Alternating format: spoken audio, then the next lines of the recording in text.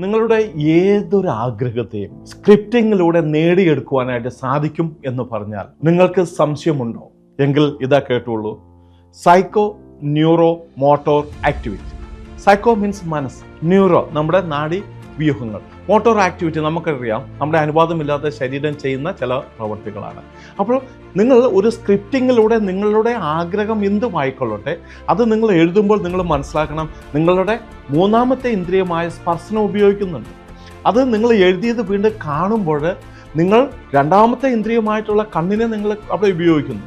മൂന്നാമത് അത് അല്പം സ്വരത്തിലൊന്ന് വായിക്കുക കൂടി ചെയ്യുകയാണ് എങ്കിൽ എന്ത് സംഭവിക്കും? നിങ്ങൾ കേൾക്കുന്നു. അപ്പോൾ 3 ഇന്ദ്രിയങ്ങളിലൂടെ നിങ്ങൾ സ്ക്രിപ്റ്റിംഗ് ചെയ്യുകയാണ് എങ്കിൽ അത് ഏത് കാര്യവുമാണെങ്കിലും in course of right time, അത് ഇക്കോളജി, എത്തിക്സ്, വാല്യൂ, മൊറാലിറ്റി ഇവയെല്ലാം ചേർന്ന് പോകുന്നതാണ് എങ്കിൽ കൃത്യസമയത്ത് അത് നേടിയെടുക്കുവാനായിട്ട് സാധിക്കും. അതിന് 2 പക്ഷമില്ല.